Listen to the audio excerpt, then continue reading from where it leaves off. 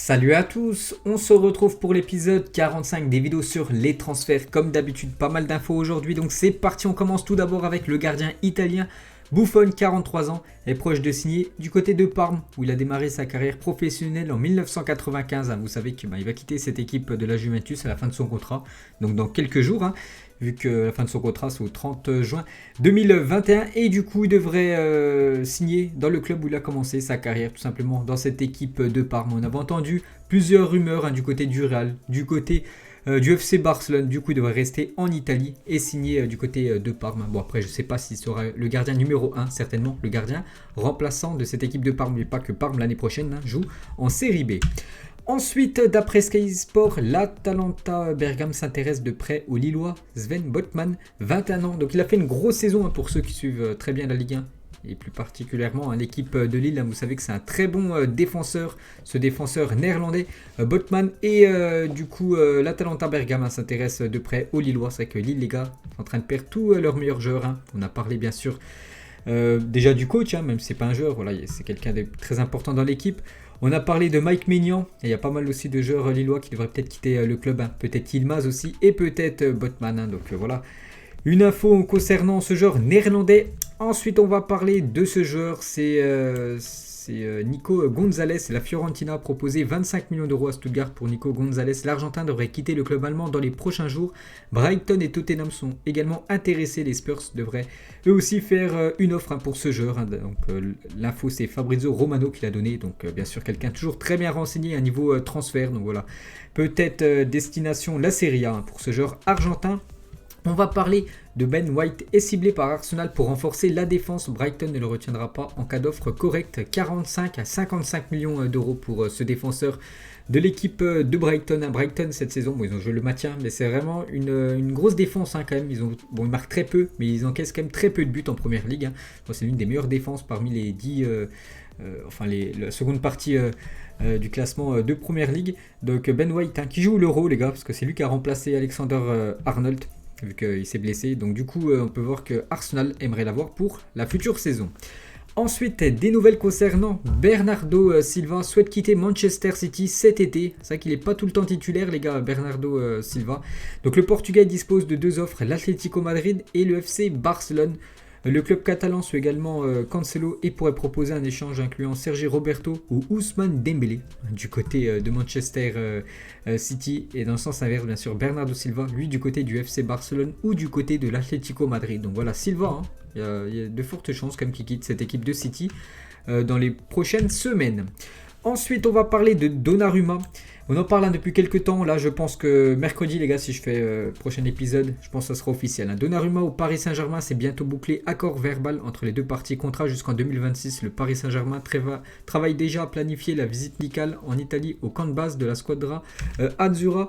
Donc Donnarumma, normalement, devrait passer sa visite médicale donc cette semaine, après Italie-Suisse, mercredi. Les avocats terminent les derniers détails du contrat. Une info confirmée par Fabrizio Romano. Donc Donnarumma devrait toucher un salaire inférieur aux 12 millions d'euros, que j'avais dit il y a quelques jours. Donc le futur parisien devrait quand même toucher environ 10 millions d'euros, ce qui est pas mal, bien sûr. Donc voilà, Donnarumma, les gars, normalement, mercredi, après le match Italie-Suisse, ça pourrait être officiel, nouveau joueur de cette équipe du Paris Saint-Germain. Donc peut-être la deuxième recrue du PSG pour ce mercato après l'arrivée de Wijnaldum. Ensuite, toujours avec le Paris Saint-Germain, une info d'après Foot Mercato. Le PSG est entré en contact avec l'entourage de Raphaël Varane. De son côté, le Real Madrid souhaite toujours le prolonger, mais pourrait accepter de le céder dans les 60 millions d'euros. Manchester United et Chelsea sont aussi intéressés par le défenseur français qui est en fin de contrat l'année prochaine, en 2022. Et lui, un peu comme pas mal de joueurs, il ne sait toujours pas s'il va prolonger ou non. Parce qu'en gros, quand un joueur prolonge, en fait, c'est plus compliqué pour ce joueur-là de quitter le club, bien sûr, vu que sa valeur augmente. C'est pour ça que c'est pas s'il va encore rester longtemps au Real Madrid. C'est pour ça qu'il ne sait pas s'il va prolonger ou non. Parce que, comme j'ai dit, c'est en 2022. Donc s'il venait à ne pas prolonger avec le Real Madrid, donc le Real pas le perdre gratuitement en 2022. Il pourrait le vendre dès cet été, soit à Manchester, soit à Chelsea ou soit au Paris Saint-Germain. Donc voilà, on pourrait voir que c'est peut-être un transfert aux alentours des 60 millions d'euros. Donc affaire à suivre concernant Varane. Des nouvelles sur Gabriel Jesus et la Juventus ferait pression pour obtenir le prêt de Gabriel Jesus. Le club italien a accéléré les contacts pour l'attaquant de Manchester City. Lui aussi qui joue très peu. Vous savez que City, enfin surtout Pep Guardiola, surtout pour les matchs très importants, il met souvent une équipe sans numéro 9. Regardez, Kun Agüero ou Gabriel Jesus, les deux numéros 9 de City ont très peu joué cette saison dans les gros matchs de Ligue des Champions, par exemple les deux demi-finales, ou même la finale contre Chelsea. Ils préfèrent mettre des milieux comme Kevin De Bruyne ou même Bernardo Silva ou Phil Foden en numéro 9, c'est incroyable. Donc là, Juventus aimerait se faire prêter un Gabriel Jesus pour la prochaine saison. Ensuite, des nouvelles du gardien suisse Roman Bürki ne devrait pas être titulaire la saison prochaine et devrait quitter le club de cette équipe de Dortmund. Donc Sport 1 explique que Monaco discuterait déjà avec l'entourage du joueur qui privilégierait un challenge à l'étranger en cas de départ cet été. Donc pourquoi pas venir en France du côté de Monaco. Bon, Monaco va peut-être jouer la Ligue des Champions et doivent passer bien sûr les barrages. Donc voilà, Dortmund veut changer de gardien. Donc Bürki a de fortes chances qu'il quitte cette équipe. Ensuite, des nouvelles de Kingsley Coman. Kingsley Coman, là, depuis quelques temps, on entend une grosse rumeur qui devrait quitter l'équipe du Bayern parce que le Bayern ne veut pas augmenter surtout son salaire. Donc Manchester souhaite signer Kingsley Coman en tant que plan B s'ils ne parviennent pas à obtenir Sancho, selon un journaliste. Et toujours avec Kingsley Coman, donc on a parlé de Manchester, mais il y a aussi Chelsea et le FC Barcelone qui sont intéressés. Le Bayern demande une somme astronomique concernant Kingsley Coman, qui est très jeune et il a fêté... je crois que c'était hier, seulement ses 25 ans. Il a encore une belle carrière devant lui, il est très bon. L'attaquant bavarois, donc Chelsea, le Barça et Manchester United ont des vues sur lui. Après, je pense s'il quitte vraiment cette équipe du Bayern. Le Bayern ne le lâchera pas en dessous quand même de 90-95 millions d'euros. Donc voilà, s'il part, bien sûr, ça sera pour un gros montant. Ensuite, la Fiorentina fond sur Guedes. La Fiorentina de Gattuso passe à l'action pour Gonzalo Guedes, à 24 ans, joueur portugais de Valence, annonce la carrière d'Elo Sport. Une offre de 20 millions d'euros plus bonus est en préparation. Un contrat de 5 ans attend le joueur portugais du côté plutôt de la Fiorentina. Donc c'est vrai que Valence, les gars, de gros problèmes financiers et ils lâchent tous leurs meilleurs joueurs. Et là, cette fois-ci, c'est Gonzalo Guedes qui pourrait découvrir un nouveau championnat. Pourquoi pas le championnat italien.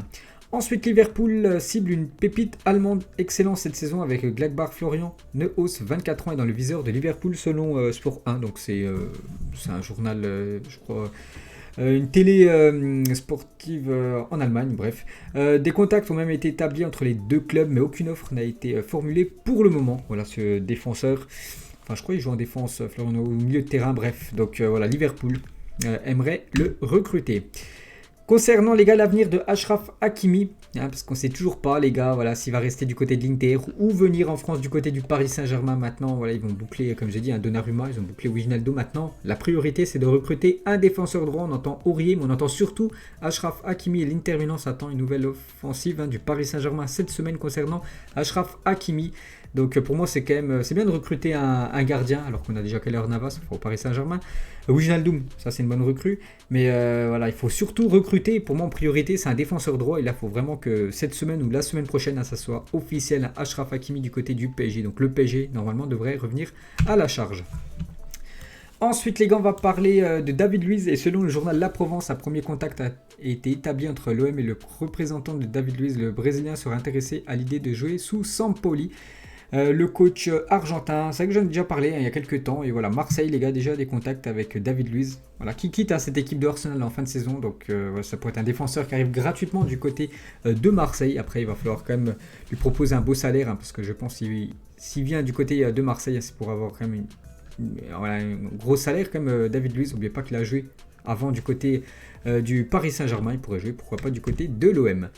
Ensuite, Leeds et Everton seraient intéressés par les services de Marcelo, le défenseur gauche du Real Madrid, qui joue très peu. C'est que je regarde souvent le Real Madrid cette saison. Quand il joue, il a été beaucoup de fois décevant quand même, Marcelo. Il a fait une magnifique carrière, mais là, vraiment, il arrive en fin de carrière.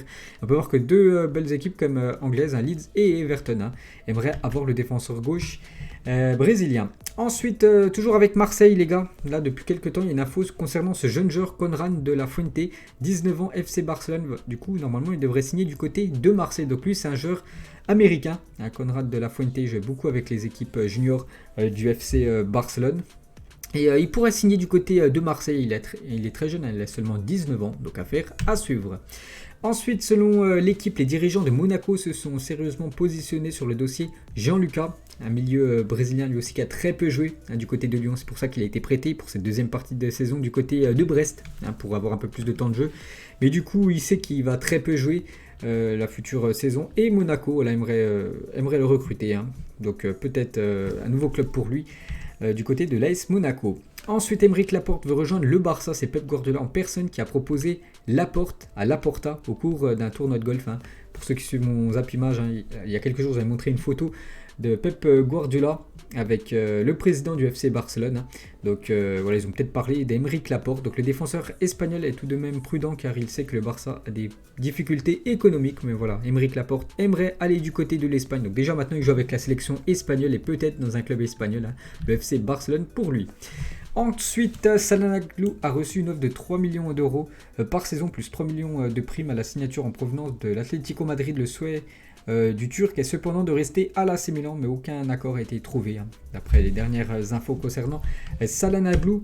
On va parler de ce gardien. L'OM et l'OGC Nice seraient intéressés par Buchan, le gardien du Dynamo Kiev et de la sélection ukrainienne. Pour ceux qui ont regardé Pays-Bas-Ukraine hier, c'était lui le gardien. Et Marseille et Nice aimerait le recruter. Sa valeur marchande est estimée à 5 millions d'euros. Bon, hier, il n'a pas été irréprochable non plus, ce gardien. C'est vrai que Marseille prépare l'après Mandanda, donc il penserait à ce gardien. Ensuite, un transfert officiel. L'ailier droit brésilien Pedrinho quitte Benfica et rejoint le Shakhtar pour 18 millions d'euros pour ce joueur. Concernant les coachs, donc Nuno Espirito Santo est le grand favori pour le poste d'entraîneur d'Everton. Après le départ de Carlo Ancelotti, ça devrait être ce coach-là. Ce coach portugais, le futur coach de cette équipe de Everton. Concernant Thierry Laurey, l'ancien coach de Strasbourg, d'après le journal L'Équipe et le Parisien, donc Thierry Laurey devrait devenir le futur entraîneur du Paris FC. L'ancien Strasbourgeois devrait signer un contrat de 2 ans avec l'équipe du Paris FC qui joue actuellement en Ligue 2. Patrick Vieira, Bournemouth envisagerait grandement de nommer Patrick Vieira comme entraîneur de l'équipe première pour la prochaine saison. On va parler du futur coach normalement de Tottenham et l'officialisation de l'arrivée de Paulo Fonseca à Tottenham est imminente. Il reste quelques détails à régler. L'annonce devrait être faite dans la semaine. Et normalement, il devrait signer même mercredi, les gars, après-demain, son contrat comme entraîneur du côté de Tottenham. L'ancien coach de l'AS Roma, remplacé bien sûr par José Mourinho. Et toujours avec Tottenham, donc officiel, Fabio Paratici devient le nouveau directeur général du football de Tottenham. Donc en gros, c'est l'ancien directeur sportif, on va dire, de l'équipe de la Juventus. Il a été licencié du coup. Maintenant, c'est le nouveau directeur sportif de l'équipe de Tottenham. Donc voilà les gars, on a fait le tour. J'espère que ça vous a plu, ce nouvel épisode. Nous, on se retrouve dans la semaine, certainement mercredi après-demain, pour le prochain épisode. Ciao à tous et bonne journée.